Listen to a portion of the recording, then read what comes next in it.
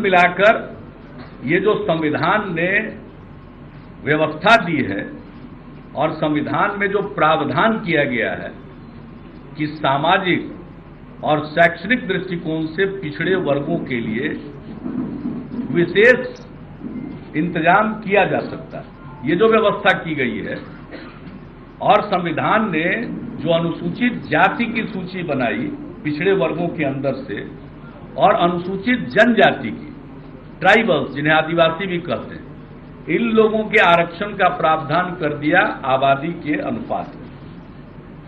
और बाकी जो अन्य पिछड़े वर्ग हैं, जिसको आप ओबीसी कहते हैं, अदर बैकवर्ड क्लासेज, उसके लिए व्यवस्था दे दी गई कि राज्यों में इस बात पर भी किया जा सकता है, केंद्र भी कर सकता है। एक लंबे संघर्ष के बाद ओबीसी के लिए आरक्षण की व्यवस्था वीपी सिंह जी के कार्यकाल में लागू की गई, राज्यों में अलग अलग समय में लागू की गई। यह व्यवस्था संविधान सम्मत। भागवत जी का विचार है कि सब तरह की व्यवस्था ठीक नहीं है, एक कमेटी बना दो, वही तय कर दे किसको मिले आरक्षण और कब तक मिले आरक्षण। तो यह बहुत ही खतरनाक विचार है, इसको स्वीकार नहीं किया जा सकता है। और भारतीय जनता पार्टी की सरकार है केंद्र में, बार बार उन्होंने इस बात को दोहराया है कि हमें एक स्वयंसेवक होने पर नाज है। तो जो आरएसएस का विचार है वो अंतिम है। ये बोले कुछ भी, जैसे अगर सुप्रीम कोर्ट के कॉन्स्टिट्यूशन बेंच का कोई फैसला हो गया तो वो अंतिम है, उसके बाद कुछ नहीं है। उसी तरह से आरएसएस में अगर आरएसएस प्रमुख ने कोई बात कह दी तो बीजेपी का क्या मतलब उसके साथ? बीजेपी तो एक पॉलिटिकल आउटफिट है उनका, एक राजनीतिक संगठन है। आरएसएस की पहल पर ही जनसंघ की स्थापना की गई, जो कालांतर में आज बीजेपी के नाम से, भारतीय जनता पार्टी के नाम से चल रही है। और सभी प्रचारक और स्वयंसेवक सर्वोच्च पदों पर विराजमान है और इनको नाज है।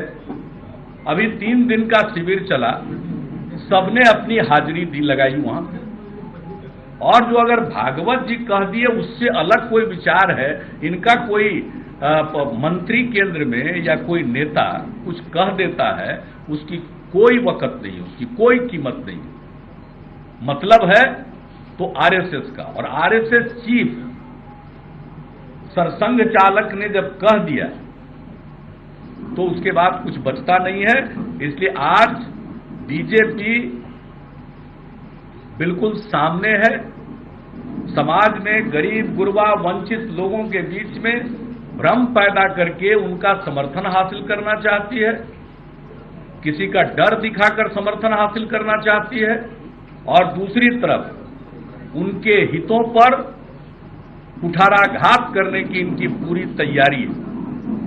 हम इसका पुरजोर विरोध करते हैं और ये जो संविधान की व्यवस्था है, इसको किसी भी सूरत पर न इस पर रिव्यू किया जा सकता है, न इसको समाप्त किया जा सकता है। खबरों के अपडेट के लिए हमारे चैनल को लाइक, सब्सक्राइब एवं शेयर करें।